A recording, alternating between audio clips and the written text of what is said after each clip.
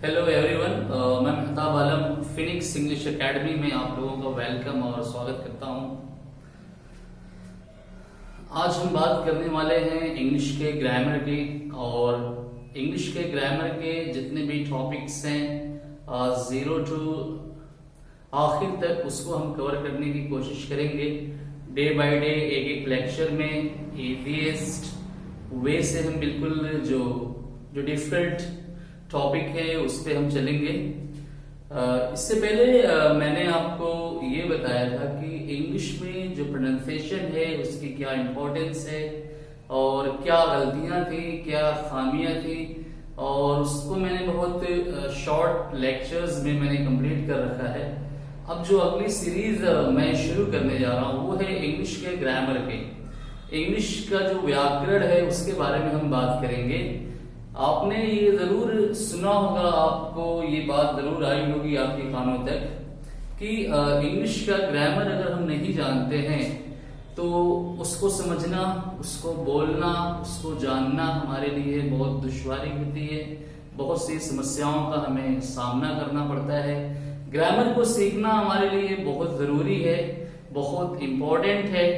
जब हम ग्रामर सीख लेंगे तो इंग्लिश में बहुत हद तक समझ में आ सकती है। इस तरह की बातें हम देखते भी हैं, और खास तौर से आप ये भी जानते हैं कि किसी भी लैंग्वेज जो सेकंड लैंग्वेज को एक्वायर करने के लिए सीखने का दो ही तरीका है, या तो आप उस माहौल में चले जाएं, या तो फिर आपकी जो मदर टंग है उसके माध्यम से आप उस जुबान को सीख सकते हैं, एक्वायर कर सकते हैं। तो यहाँ हमारे यहाँ तो आप जानते हैं कि ऐसा कुछ इंग्लिश का माहौल है नहीं 24 आवर्स या 15 आवर्स कि हम कंटिन्यू उसी में बातचीत करते रहें और एक माहौल के साथ, एक इन्वायरमेंट के साथ हम इंग्लिश को एक्वायर कर लें। ऐसा है नहीं। तो जाहिर सी बात है हमें अपने ही जो मदर टंग है, जो हमारी लैंग्वेज है, उसी के माध्यम से हम इस सेकेंड लैंग्वेज को जो इंग्लिश है उसको हम सीख सकते हैं। और जाहिर सी बात है कि आप ये भी जानते हैं कि कोई भी लैंग्वेज हो उसका एक अपना पर्टिकुलर व्याकरण होता है, और उसका एक अपना रूल्स और रेगुलेशन और कंडीशंस होती हैं। उसके अपने कुछ उसूल और सिद्धांत होते हैं जिन आधार पे उस लैंग्वेज को समझना आसान होता है। तो आइए हम देखते हैं कि व्याकरण क्या होता है, लैंग्वेज उसकी क्या इंपॉर्टेंस होती है। तो मैं अगर आपको शॉर्ट में बताऊं कि जो लैंग्वेज और उसका व्याकरण ये अलग नहीं रह सकते। व्याकरण अगर मैं कहूं इंग्लिश का, चाहे ग्रामर हो, चाहे वो अरबिक का ग्रामर हो या और किसी भाषा का ग्रामर हो, ग्रामर जो होता है वो असल में उस लैंग्वेज की स्पिरिट होती है, उस लैंग्वेज की बैकबोन होती है। वही उसकी रीढ़ की हड्डी है और वही उसका सब कुछ है। अगर हमने ग्रामर को सही ढंग से अगर हमने नहीं सीखा है तो ये बात तो श्योर है, ये बात बिल्कुल कंफर्म और स्पष्ट है कि हम उस लैंग्वेज को प्रॉपर नहीं समझ पाएंगे और ना समझा पाएंगे। चाहे वो रिटन फॉर्म में हमारे पास है, चाहे कोई बोल रहा है उस फॉर्म में है, हम सही मीनिंग तक नहीं पहुंच पाएंगे, सही भाव तक हमारा ज्ञान नहीं पहुंच पाएगा। बड़ी दुश्वारियां होंगी, बड़ी प्रॉब्लम्स होंगी। लेकिन जब हम ग्रामर को सीख लेते हैं, समझ लेते हैं, उसके एक एक रूल्स और नियम को हम जान लेते हैं, तो ये बात स्पष्ट हो जाती है कि इस बात का क्या सेंस है, जो कुछ बोला गया है उसका क्या मतलब है, जो कुछ किताबों में लिखा गया है उसका क्या मतलब है। हम इस व्याकरण की रोशनी में वो सेंस, वो मतलब हम समझ जाते हैं। तो व्याकरण की जो इंपॉर्टेंस है, जो उसका महत्व है, जो उसकी जो अहमियत है वो ये है कि वो लैंग्वेज में एक बैकबोन की तरह है। बैकबोन आप जानते हैं कि इंसान के शरीर की जो एक रीढ़ की हड्डी है उसको हम बैकबोन कहते हैं। और उसकी महत्व क्या है, उसकी अहमियत क्या है, आप अच्छी तरह से जानते हैं कि ये जो पूरा इंसानी शरीर है, मानव का ये जो पूरा जिस्म है, जो ह्यूमन बॉडी है, ये एक रीढ़ की हड्डी पे ही पूरा ये सपोर्ट लिए हुए है, उस पे रुका हुआ है, और ये रीढ़ की हड्डी ही पूरे इस बॉडी को मैनेज किए हुए है और इसको सहारा दिए हुए है। आप अगर एक वक्त के लिए इस रीढ़ की हड्डी को निकाल दें या इसमें कोई मर्ज पैदा हो जाए, कोई बीमारी आ जाए तो आप ये देखते हैं कि इंसान चारपाई पे हो जाता है, इंसान लेट जाता है और वो इस काबिल नहीं होता कि वो 4 कदम चल सके या दूसरों की कुछ कोई सहायता कर सके या अपनी ही जरूरतें वो खुद 2 कदम चल के पूरी कर सके। लेकिन वहीं अगर दूसरा मसला होता है, हाथ में प्रॉब्लम है, थोड़ा सा सर में प्रॉब्लम है, उंगली में प्रॉब्लम है, तो फिर भी वो चलता फिरता रहता है और अपनी जरूरतें पूरी करता रहता है। लेकिन जब मसला बैकबोन का आता है तो बिल्कुल वो हेल्पलेस हो जाता है, बेबस हो जाता है, मजबूर हो जाता है। शरीर में जान है, एक जीवन है, फिर भी वो कुछ नहीं कर पाता है। ऐसे ही जब इंग्लिश के अंदर से हम ग्रामर को अगर निकाल देंगे तो ग्रामर के बिना इंग्लिश जो लैंग्वेज है वो बिल्कुल बेजान सी हो जाएगी। उसकी जो जिंदगी है, उसकी जो रौनक है, उसकी जो चमक है, उसकी जो दमक है, वो पूरी खत्म हो जाएगी। उसका कोई अट्रैक्शन नहीं होगा, उसमें कोई निखार नहीं आएगा, उसमें कोई ब्यूटी, कोई ग्लैमर नजर नहीं आएगा। तो ऐसे ही इसकी इंपॉर्टेंस है ग्रामर इंग्लिश में। और ये व्याकरण इसीलिए हम सीखते हैं कि हम जितना मजबूत अपना व्याकरण करेंगे, इसका मतलब ये है कि हम उतना ही मजबूत इंग्लिश की रीढ़ की हड्डी को कर रहे हैं। और जितनी मजबूत रीढ़ की हड्डी होगी, शरीर बड़ी आसानी से उसके साथ सफर कर सकता है और आप आसानी भी महसूस कर सकते हैं। तो आइए हम देखते हैं ग्रामर क्या है, उसकी डेफिनेशन क्या है, उसका क्या मतलब है, हम ग्रामर की स्टडी से किन किन बातों को समझते हैं और उसके क्या सिद्धांत हैं, क्या डेफिनेशन है, क्या अर्थ है। आइए हम बात करते हैं।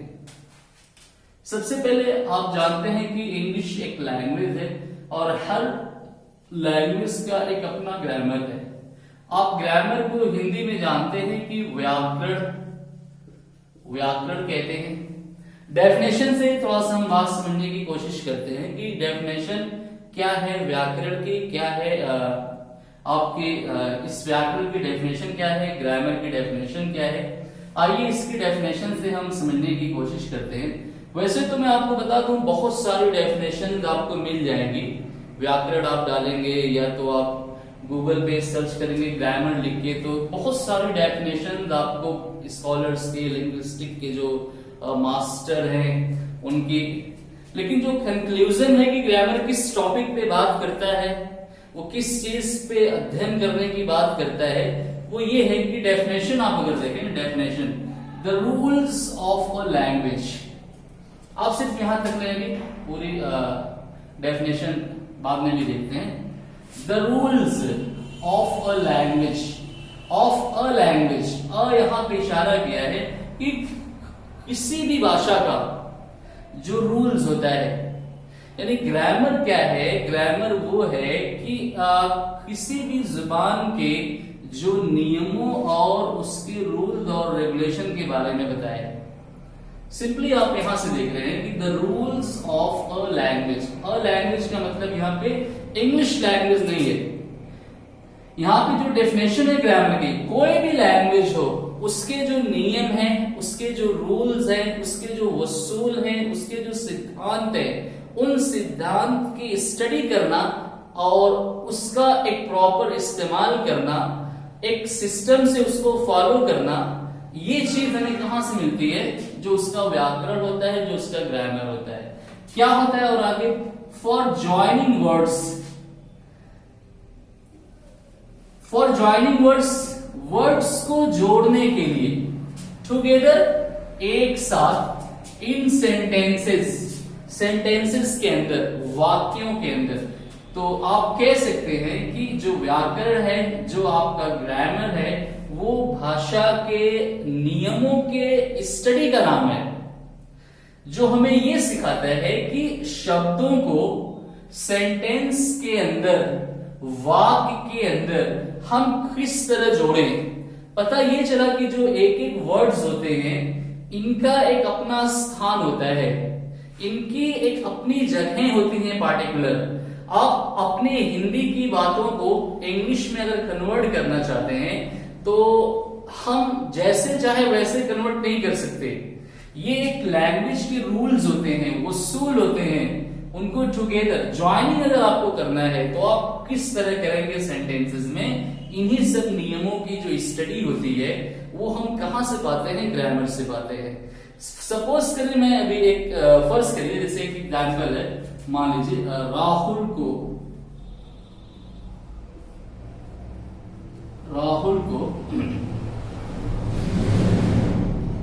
जैद ने बुलाया। अब देखिए मैंने एक सेंटेंस यहां पे लिख रखा है, एक लैंग्वेज है हिंदी के, मान लीजिए राहुल को जैद ने बुलाया। इतने वर्ड्स हैं, आप देख रहे हैं कि ये वर्ड्स हैं इतने।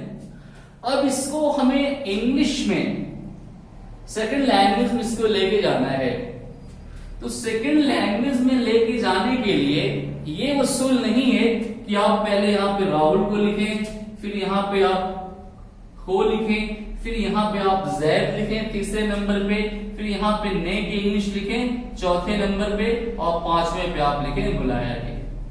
ठीक है, आप बात समझिए कोशिश। ग्रामर से क्या हमें सहायता मिलती है, ग्रामर से क्या मदद मिलती है। अब इंग्लिश का ग्रामर यहाँ पे आपको ये बताएगा कि इस पूरे वाक्य को आप जब इंग्लिश में कन्वर्ट करेंगे तो उस इंग्लिश का एक व्याकरण है, उसका एक अपना रूल्स है, उसके एक अपने वसूल है, सिद्धांत है। वर्ड्स को ज्वाइन करने के लिए, ये सब जो वर्ड्स हैं इनको ज्वाइन करने के लिए एक सेंटेंस के अंदर एक वसूल है, नियम है, कानून है, और इसका एक अपना व्याकरण है जिस आधार पे आप इस बात को अंग्रेजी में बना सकते हैं।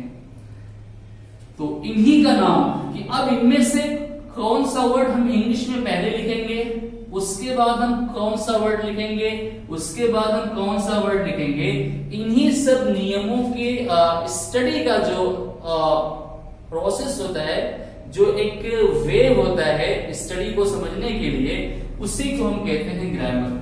तो ग्रामर से हमें ये मालूम होता है कि हम अपनी बातों को, अपने ख्याल को, अपनी फीलिंग्स, अपनी भावनाओं को दूसरे लैंग्वेज में जब लेके जाते हैं तो हमें उस लैंग्वेज के व्याकरण का सहारा लेना पड़ता है।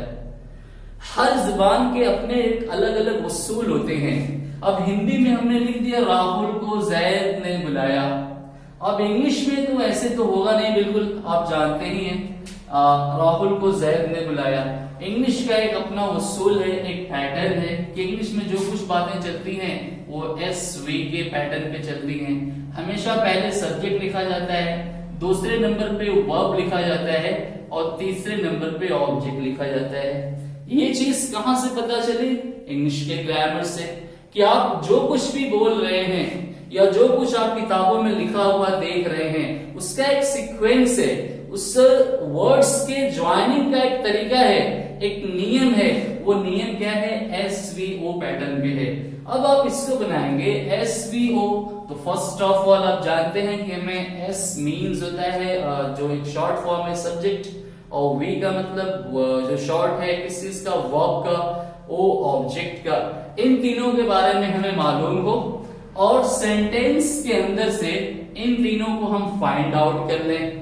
आप जानते हैं कि इसमें जैद आपका सब्जेक्ट है और बुलाया आपका वर्ब है और राहुल आपका ऑब्जेक्ट है।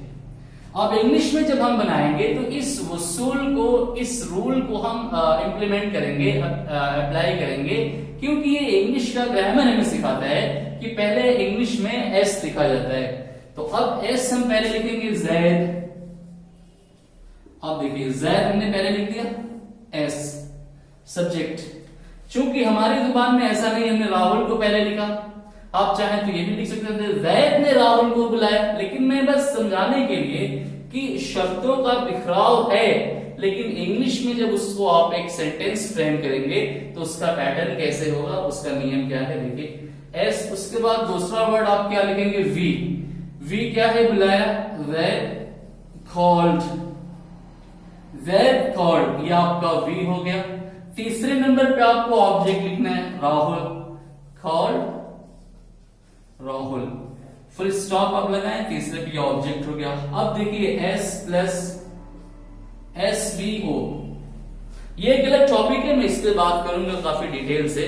तो ग्रामर को आप संक्षेप में ये कह सकते हैं कि ग्रामर एक लैंग्वेज भाषा के नियमों के स्टडी के बारे में हमें बताता है। उसकी एक स्टडी है जो लैंग्वेज के रूल्स और रेगुलेशन पे हम बात करते हैं, उसी का नाम ग्रामर है। और कौन से वर्ड का क्या स्थान है ये हम ग्रामर से ही जानते हैं। जितना मजबूत हमारा ग्रामर होगा उतना ही मजबूत हमें एक बैकअप मिलेगा, एक सहारा मिलेगा और एक मजबूती आएगी दूसरी उस जुबान को समझने के लिए। आप देखिए जरा, अगर ग्रामर हमें नहीं पता है तो हम क्या गलती कर सकते हैं। जैसे यहां पे आप देख रहे हैं विशाल, विशाल ने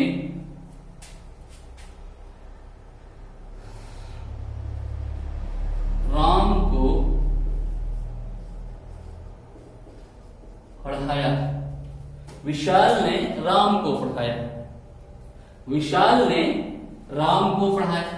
अगर हमें ग्रामर नहीं पता है, सिंपली हम सपोज दैट हम एक बना दें या इसी सेंटेंस को अगर हम ऐसे लिख दें,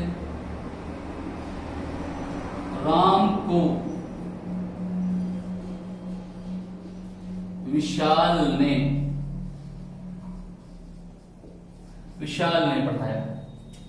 आप अगर गौर करेंगे तो दोनों में बातें एक ही हैं, जो सेंस है इसके अंदर वो सेंस एक ही है।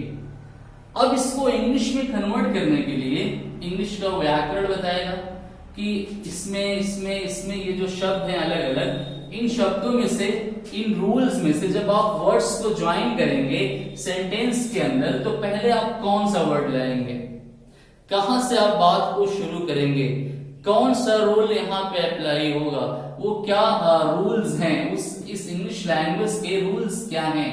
कब for joining words, in words को जब आप ज्वाइन करने जाएंगे टुगेदर, एक साथ, इन सेंटेंस के अंदर, तो इन्हीं को जब हम इंग्लिश में बनाएंगे और जो वसूल हम सीखते हैं उसी वसूल का नाम ग्रामर है, उसी सिद्धांत का नाम ग्रामर है, उसी रूल्स का नाम क्या है, ग्रामर है। तो हम अपनी बातों को, अपने भावनाओं को, अपने ख्याल को जो इंग्लिश में हम बनाने का सहारा लेते हैं रूल्स और कंडीशंस का, उसी स्टडी का नाम ग्रामर है। तो ग्रामर में ये कहूं जो टॉपिक है बहुत ही इंपॉर्टेंट है, मोस्ट इंपॉर्टेंट टॉपिक है ग्रामर। और बिना ग्रामर के आप इंग्लिश क्या बल्कि सेकेंड लैंग्वेज कोई भी हो उसको हम एक्वायर नहीं कर सकते, समझ नहीं सकते बहुत बेहतर से, और बात हमें उलट पलट आ जाएगी, सेंस हम नहीं समझ पाएंगे, हम सेंस नहीं समझ पाएंगे। अब यहाँ पे बहुत लोग ये भी कर सकते हैं, पहला सेंटेंस तो समझ में आ गया कि आपने बना दिया, जैसे इसका हमने बना दिया, अगर हमें पता नहीं है ग्रामर बहुत ज्यादा, फिर भी हमने लिख दिया जैसे विशाल taught राम, ठीक है, ये सेंटेंस आपका सही हो गया। अब नीचे में हमने जो दूसरे सेंटेंस हमने ये देखा, राम, अक्सर देखने को मिलता है राम taught विशाल। देखिए कितनी बड़ी गलती हो गई, पहले सेंटेंस में आपने बिल्कुल सही किया भाई, यहां पे विशाल एस है, ये वी है, ये ऑब्जेक्ट है। अब दूसरे में यहां पे आपने एस बना दिया, दूसरे सेंटेंस का भाव ये बता रहा है इंग्लिश के जुबान में कि राम ने विशाल को पढ़ाया। आप देखिए राम ने विशाल को पढ़ाया, और है क्या, राम को विशाल ने पढ़ाया। जो पढ़ाने वाला है वो कौन है, वो विशाल है, और जो स्टूडेंट है पढ़ने वाला वो कौन है, राम।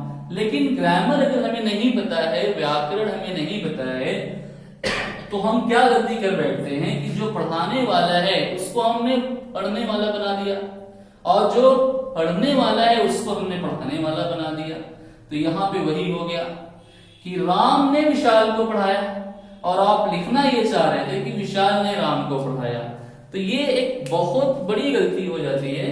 ये गलती आधारित होती है उस वक्त जब हमारे पास ग्रामर का नॉलेज नहीं होता, दूसरे लैंग्वेज में बात को कन्वर्ट करने के जो उसूल हैं, जो सिद्धांत है, उसकी हमें बहुत ज्यादा स्टडी नहीं होती, तो बहुत प्रॉब्लम होती है। ऐसी सूरत में हम खुद प्रॉपर नहीं लिख पाएंगे और जो कुछ हम लिखेंगे दूसरे लोग उसको प्रॉपर समझ नहीं पाएंगे। अब इस ग्रामर की डेफिनेशन से ये स्पष्ट हो गया कि ग्रामर भाषा के नियमों के स्टडी का नाम है, जिससे हमें ये ज्ञान होता है कि शब्दों को एक सीक्वेंस ऑर्डर में किस तरह रखना है। इन सब नियमों की जो स्टडी होती है वो हमें ग्रामर से पता चलती है। अब ग्रामर में आप जानते हैं कि मैंने कहा कि जो लैंग्वेज है उसकी जो बैकबोन, उसका जो जीवन है, उसकी जो रीढ़ की हड्डी है लैंग्वेज की, वो ग्रामर होती है। अब ग्रामर की रीढ़ की हड्डी क्या होती है? ग्रामर की बैकबोन क्या है? इंग्लिश के ग्रामर की बैकबोन आपको मैं बता दूं SVO। बस अगर ये तीन चीजें अगर हम समझ जाते हैं, इन तीन चीजों का अगर हमारे पास ज्ञान हो जाता है, तो इंग्लिश का कितना बड़ा ही सेंटेंस क्यों ना हो, कैसी आसान और कितनी ही मुश्किल बात क्यों ना हो, आप आसानी से इंग्लिश में बना सकते हैं। आप आसानी से इंग्लिश में उसको लिख सकते हैं, आप आसानी से इंग्लिश में उसको समझ सकते हैं। कब? जब आपका SVO, S का मतलब होता है, आप देख लें, अगली टॉपिक हम पढ़ेंगे सब्जेक्ट, V का मतलब होता है वर्ब, और O का मतलब होता है ऑब्जेक्ट। आपने देखा होगा कि हम इसको 5वीं स्टैंडर्ड से 6th स्टैंडर्ड से स्कूल्स में हमें पढ़ाया भी जाता है, इसकी डेफिनेशन भी हमें रटाई जाती है। एग्जाम में परीक्षा में बहुत ज्यादा पूछा भी जाता है, सब्जेक्ट वर्ब ऑब्जेक्ट अंडरलाइन करने के लिए भी किया जाता है ये सारी चीजें, लेकिन हमारा कंसेप्ट क्लियर नहीं होता है। यही वो तीन चीजें हैं सिर्फ, जिसको समझने के बाद आपने ग्रामर को 70% आप समझ गए, सिर्फ इसी को। अगर आपने सब्जेक्ट वर्ब ऑब्जेक्ट को सही तौर से समझ लिया, आपने सही उसकी आइडेंटिफिकेशन आपने कर ली, सेंटेंसेस के अंदर से आपने उसको सही फाइंड आउट कर लिया, तो यकीन मानिए आपके लिए इंग्लिश 70-80% आपको समझ में आ गई है। बड़े से बड़े वाक्य को आप बना सकते हैं और बड़ी से बड़ी बातों का अर्थ आप निकाल सकते हैं, सही कंसेप्ट, सही मीनिंग, सही भाव आप समझ सकते हैं। कब? जब हमारा SVO की टॉपिक हमें बिल्कुल कंफर्म होगी ये सारी चीजें। तो अगले टॉपिक में, अगले लेक्चर में मैं जो बात करूंगा SVO पे ही बात करूंगा, और आपको मैं यकीन दिलाता हूं, ये विश्वास दिलाता हूं कि बिल्कुल आपको समझ में आएगा सब्जेक्ट क्या होता है, वर्ब क्या होता है, ऑब्जेक्ट क्या होता है, बहुत आसानी से आपको समझ में आएगा। आप साथ में जुड़े रहिए, और जो भी अब ग्रामर पे टॉपिक्स मैं पढ़ाऊंगा, मैं बताऊंगा, एक्सप्लेन करूंगा, उस टॉपिक को आप देखते रहें, पॉइंट्स को आप नोट करते रहें। कुछ ही लेक्चर्स में 1 हफ्ते बाद आप खुद अपने आप को अपने पहले की अपेक्षा, पहले की तुलना में आप खुद जज करिएगा कि आपको कितना ज्यादा समझ में आया है। बहुत आसान सी चीज है, एक लेक्चर में मैं इसको समझा दूंगा, उसके बाद खुद आप देखेंगे कि बड़े बड़े सेंटेंस को किस तरह इसके समझने के माध्यम से बनाया जा सकता है। तो आज हमने देखा कि ग्रामर के क्या इंपॉर्टेंस है, क्या डेफिनेशन है, क्यों ग्रामर हम पढ़ते हैं और क्यों ग्रामर हमें सीखना जरूरी है, और इस पे मैंने चर्चा किया है ताकि आप ये जान जाएं कि अगर आप ग्रामर नहीं जानेंगे तो जो खूनी है उसको आप दोषी कह देंगे, और जो दोषी है उसको आप खूनी बना देंगे।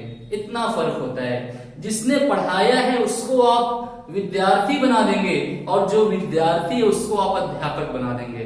अगर आपको व्याकरण नहीं पता है तो अपनी बातों को आप इंग्लिश में इतनी बड़ी बड़ी गलती कर सकते हैं। जिसने मारा है उसको आप बता सकते हैं कि ये मार खाया हुआ है, और जिसने मारा है उसको आप कह सकते हैं कि ये तो मार खाया हुआ है, और जो मार खाया हुआ है उसको हम बता देंगे भाई इसी ने मारा है। तो ये बड़ी बड़ी गलतियां हो सकती हैं। कब? जब हम इंग्लिश का व्याकरण नहीं जानेंगे और उसके बाद फिर हम अपनी बातों को जब इंग्लिश में कन्वर्ट करेंगे तो ऐसी बहुत सी बड़ी बड़ी गलतियां होंगी और लोगों को फिर हमारी बात समझने में बड़ी दुश्वारी पैदा होगी। और जो दूसरे हमसे बात करेंगे, चाहे वो किताब के रूप में या फिर वो फेस टू फेस, उनकी बातों को भी हम प्रॉपर समझ नहीं पाएंगे। तो इसीलिए हम ग्रामर के चैप्टर को मैंने ओपन किया है और एक एक टॉपिक जो ग्रामर की है बहुत डिटेल में और बहुत आसान तरीके से और बेहतर से बेहतर एग्जाम्पल के माध्यम से मैं आपको समझाने की कोशिश करूंगा। आप जुड़े रहें मेरे साथ में और मुझे यकीन है कि चंद ही दिनों में, कुछ ही दिनों में आपको ये महसूस होने लगेगा कि वाकई इंग्लिश बहुत आसान है, इससे डरने की जरूरत नहीं है। और आपका कॉन्फिडेंस, आपका आत्मविश्वास खुद आपके अंदर से हिम्मत पैदा करेगा कि वाकई जो वास्तव में अंग्रेजी भाषा बहुत आसान है और उसको समझना बहुत मुश्किल नहीं है। ठीक है, इसी के साथ मैं बात आज खत्म करता हूं। अगले लेक्चर में मैं बताने वाला हूं SVO।